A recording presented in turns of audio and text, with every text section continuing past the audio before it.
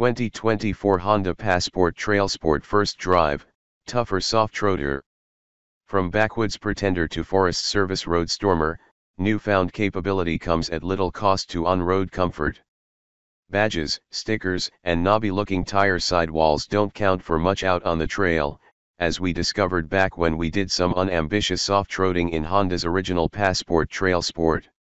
We ended up limping it home on a temporary spare tire when a jagged rock punctured an all-season tire, but it still won its three-way comparison against one true off-roader, Toyota's 4Runner, and another then-new tough-trimmed crossover, the Subaru Outback Wilderness. Despite that win and decent sales, one-third of all Passports are trail sports. The brand has done the right thing and backed the rugged looks up with some substance in the 2024 Honda Passport Trailsport, mostly all-terrain tires and suspension tuning. Do these changes compromise the Passport's on-road civility that ultimately won it that 2022 comparison? General grabbers, not shouters. As noted, the most significant upgrade is ditching the Firestone Destination LE2 mud and snow meets, which paired tough-looking sidewall detailing with all-season tire treads. The new General Grabber A/T Sport tires, in the same 245/60 R18 size, have a true all-terrain tread and cost roughly the same at Tire Rack. Miraculously, while we complained about tire noise on the Firestones, we struggled to hear these Generals.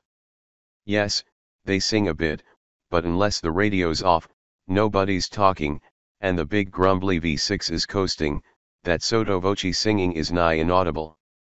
But do they grip? We'd love to be able to tell you we scaled Hollyoaks or Park's gnarliest sand and gravel hills, but a brief loan over a peak holiday shopping week scuttled all such ambitions.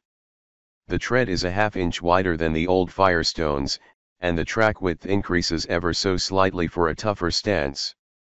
It's hard to imagine these tires not gripping vastly better than any all-season tire in sand and muck.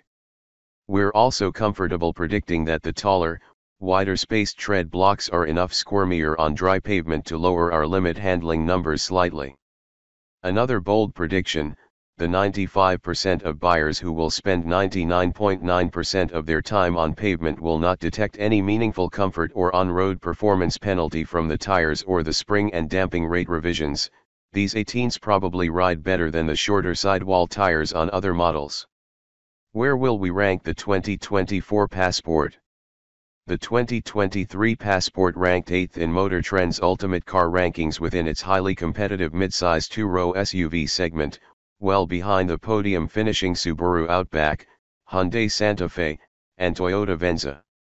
That's largely because its class above 3.5-liter V6 engine, which earns it a best-in-class performance score, can't offset its third-worst fuel economy score. Only the VW Atlas Cross Sport, another big U truncated from a three-row, and the ancient Toyota 4Runner rank worse. We don't expect the 2024 revisions to alter its rank much. How does it fare against class off-roaders? Reducing the spring rates by about 15% front, 10% rear, and swapping to a solid rear anti-roll bar that's about 80% less stiff should improve articulation.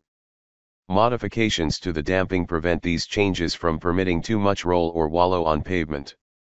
The Outback Wilderness is still the only other crossover in the class making a play for backwoods running, and this Trailsport's superior torque vectoring traction would seem to widen the lead its 2022 forebear established. But for the budget-conscious, the $41,255 sub-I seriously undercuts the $45,875 Trailsport. To get a trail-rated Jeep Grand Cherokee, you must now step up to the 4xe Trailhawk for $67,575, but we'd wager a Laredo Altitude 4WD for $46,435 will take you as far off the road as this Passport, way farther if you swap out the Jeep's all-season tires. A Toyota 4Runner TRD off-road starts at $46,195 and will run off-road rings around the Honda, while driving like the decade-plus-old truck it is. Aging tech.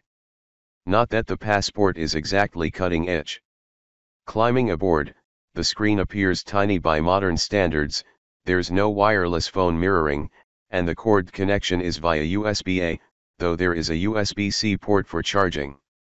The revised console includes a wireless phone charging pad that securely fits a bigger phone, allowing the screen to be viewed, and there's room for a second big phone to sit next to it. Even the big V6 powertrain seems slightly old-fashioned, and the Eco button and efficiency coach, a light above the cluster that glows green or white, merely dull throttle response and indicate throttle position like one of those Malaise-era vacuum gauges. Bottom line. The 2024 Honda Passport skews bigger and stronger, performing in the crowded two-row midsize SUV class. It still brings legendary Honda reliability and resale value to the class, and in trail sport guys, it promises to take you just that little bit farther off the beaten path than most competitors can, without making you pay for that capability when carpooling or running errands. Modernize the tech and maybe hybridize the powertrain, and Honda could put a Passport on our ultimate rankings podium.